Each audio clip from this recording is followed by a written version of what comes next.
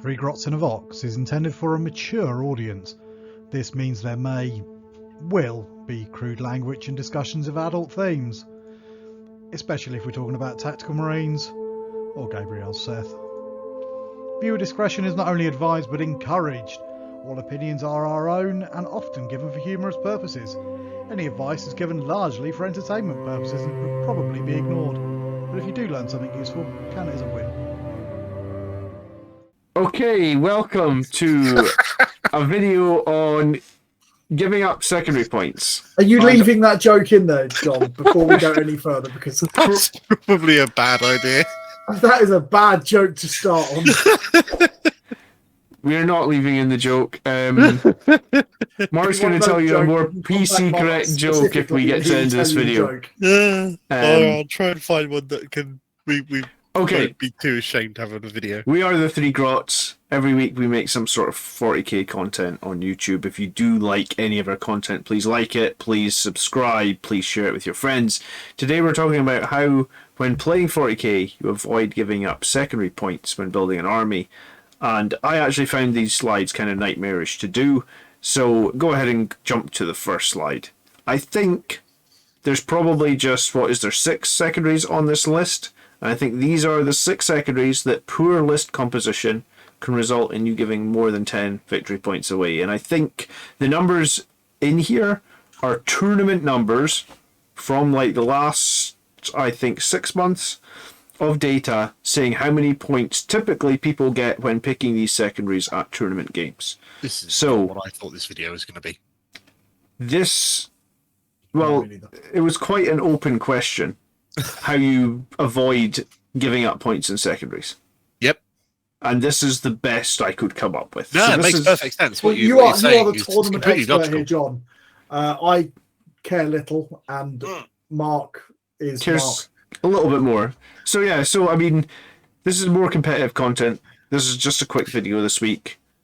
I've listed the 6 secondaries that you can probably try and avoid. Assassinate, by obviously, bearing these principles in mind when you write your list, so that you will give away as minimal amount of points as possible and make your opponent's secondary decisions difficult at the table. Yeah, which I think you want to do, and if you like, these are the assassination one. Let's start there. It's a no-brainer. You know, like if you're going to take more than 3 characters, you can do it. Like Blood Angels players could definitely do it because all their characters usually move 12 inches. So. Yeah. It'd be okay to take that if you can run away with all your characters. If you can't run with all your characters, then you probably shouldn't be taking up more than 3 characters and giving up 10 points. Or for example, Eldar can take really, really evasive characters that you're unlikely to kill from a particular kind of Phoenix Lord who will spend the entire game dodging backwards and forwards. You're never going to get to him. Yeah, well, exactly. You can take incredibly tanky ones, and then you can think, right, I'm going to try and trap my opponent by baiting him into take assassination and then not being able to kill anything. But generally, it does open you up to that sort of vulnerability. Yeah, I get you. And I guess that comes into another sort of meta level play where if you can take a list, for example, like you said, they're going to look at it and go, oh shit, they got 5 characters, I need to take assassinate. If you know one's a Phoenix Lord, he's going to jump around all game, they're never going to kill him. So you could bait them into picking something that's going to be bad. Then you could put 2 Farseers in a Wave Serpent and fucking drive it around the board all game, they can't catch it, you know? Yeah. And then it's like, right, they just took a secondary, they're going to get 6 points on max, for example. But these other ones, Bring It Down, we all know Bring It Down, that's the one that's all about monsters and vehicles. No Prisoners, that's the one that's basically inverse of monsters, vehicles, characters. And then the 2 or 3 psychic ones, all the psychic ones score really well in tournament play, I guess, because typically people that pick them have lists that can either do them, or in terms of like interrogation, they'll be interrogating people that can't do any psychic, right? So the psychic ones are more difficult to think about when you're making your list, but No Prisoners and Bring It Down are kind of the 2-est big ones, right? They score really, really high, and I guess for me, No Prisoners is one that hits home with Blood Angels, right? Like it's very easy to run all infantry Blood Angels, and if you want to do that, yeah, I love how taking all this stuff into account basically promotes you bringing a balanced list that isn't all vehicles or isn't all infantry. You just take a little bit of this, a little bit of that, a little bit of that, so that you're not over-indexing on one element compared to the other. So Yeah, here's a and- question for you, John. You might not know the answer. Mhm. These points values are quite high for people who have taken these secondary objectives. Is that because people only take these secondary objectives when they're able to score them really high? Or is that because they're quite easy to score? I think that's 100% down to no one's going to bring it down when they've got two tanks they're Yeah. up against, right? No. Bit of column A, bit of column B. Essentially, when we look in the second slide, we'll maybe see some other numbers that are much lower, because they will be ones that people will fall back on. You know, like people are picking no prisoners against infantry heavy lists. People are bring it down against vehicle heavy lists or monster heavy lists. So there is a bit of that in there. But I guess what Mark said, when you're bringing a list, if you want to make it difficult for your opponent, balance your list. You know, like not a shitload of characters, not a shitload of vehicles, not a shitload of infantry. And then for the psychic part, I think you really have two choices. You either go no psychers, so you open up a Bore the Witch, which means when you do play against those psychic armies, you score a lot of points because you're killing a lot of psychers, or you take one psyker or two psychers and you psychic interrogate, or you deny, or you warp ritual. I think what's interesting, and I just put down this because I only learned this like this week, there is an Inquisitor, Greyfax, who is an agent of the Imperium, and I don't know if it's a he or she, so they get I think it's a she, right? Is it she? Yeah, It's a she, yes. They get the +1 to deny at 24 inches. So most people's psychic hood only works on 12 inches. She's a +1 deny on 24. So I guess like if you were Imperium based army, do what? Sorry.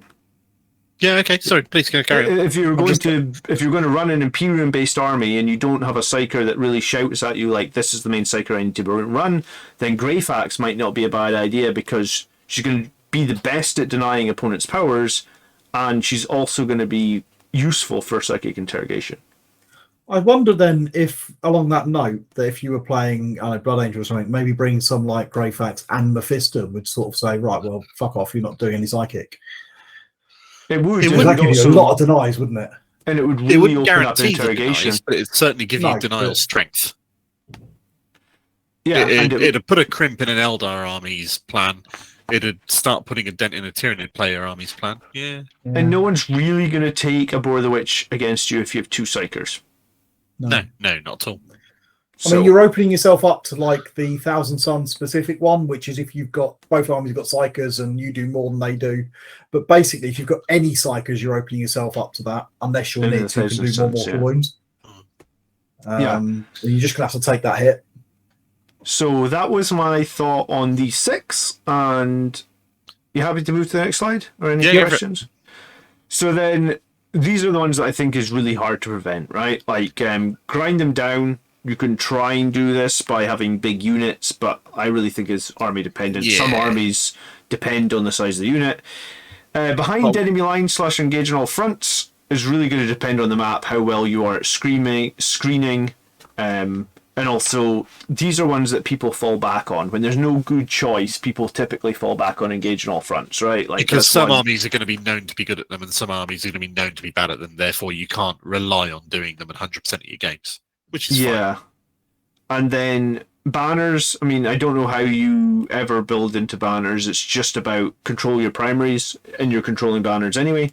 Yeah. Depends on how many objectives there are and how they're spread out throughout the mission, which is fine. And then Nephilim data, it comes down to can you screen? And if you're playing something like Blood Angels, which obviously I play, if you're pushing lots of units forward to like do relentless assault or something like that, you aren't screening your half of the map unless you take infiltrators. So and honestly, really, if you're thinking about screening for Nephilim, if you can effectively screen a quarter of the map, then that's the best way to do it. Massively limiting how many points they're going to get. Yeah. Focus on screening a quarter if you can only screen a small amount, I guess. Good shout. I should have added that into that third slide. No worries. So, John, you've been going through this. How have you built your army do you build your army? Do you just think, fuck it and not worry about it? Or do you build your army to try and prevent some of these? Well, I originally was one of the reasons that I didn't like the all melee Blood Angels list as well, because you basically give up 15 points and no prisoners. They're always going to pick no prisoners because they're always going to kill like 2/3 of your army. So it's almost like you with the all melee list, you're just going to give up 12 points every game. So having that Storm Speeder, having that Whirlwind that I usually run is helping. I've recently gone back to attack bikes over dreadnoughts, but having a dreadnought or having another tank might be better than the attack bikes, but the attack bikes synergize a lot with like core keyword, and so I think I give up 10 points in my army for no prisoners, but that you have to kill every single infantry that I have on the board to get the 10. So I'm probably okay with that because, like we said, I'm fast moving, so if I can run one single infantry away from you, then I limit you to 9 points. Because you need to kill the last guy to get the 10, I think it is. Yeah. So I do keep it in mind with Blood Angels. And I haven't run more than 3 characters in months. Because again, you limit it to 10, which I guess is a sane limit. I am half considering running an Inquisitor though, and I'm actually considering running the one you bought me, Tony, at the game day. Oh yeah. Because he's just cheap and. Psychic Interrogation looks like trick it out with a huge amount of stuff, and the numbers for Psychic Interrogation since this last patch is a really reliable secondary. There's not that many that come up higher than 8.4. Abhor the Witch and Bring It Down and No Prisoners are like the only ones. Again, they're going to be army specific, aren't they? Yeah. If you're taking Abhor the Witch, it's because you're playing Thousand Suns or Grey Knights. That number for Psychic Interrogation might be a bit deceptive because there are armies that can build specifically to do really well at it, and they will do. And that's not just because they're taking one Psycho that can cast it every now and then. Yeah, that's true. Thousand Suns can make a power undeniable, right? And they can interrogate. Warp Ritual and Psychic Interrogation are staple choices for the Eldar. Absolutely. They can just almost guarantee doing really, really well with both of those. Yeah, if they remember to cast it. It's fair. Yeah. So that was my thought on a quick fire on how you can maybe build to avoid giving up too many points. Yeah. It's not quite the same as maximizing the amount of points you score, but if you limit the amount of points your opponent can make, that comes to much the same thing in the end of the game anyway. Okay. Awesome. And limiting your opponent is probably as important as scoring yourself. Bearing in mind your weaknesses, shoring them up. Absolutely. Can't argue with that the slightest. So that was short and sweet, but that is a good video, I think. John, thank you for going through that because I only ever play Tempest and Crusade these days, so I have no idea anything. Sure. So if you play competitive, I'm sure some people play competitive. They want to know what they do. Someone does. Someone has to play competitive. I was going to say, small maybe everyone's quit after this latest balance slate, but we'll get into that in another video. So, Joey, thanks for watching. After our, do we stop the filming or do I say another joke? If you've got a joke, let's finish on a joke. Yeah? You really want to? Ooh, yeah, let's finish on a joke today. Okay. People say the guy who sold me invisible hearing aids is a con man, but I won't hear a bad word said about him. That punchline on that bombshell. Stay grotty, subscribe responsibly. Stay grotty, subscribe responsibly. Toodles. Good night.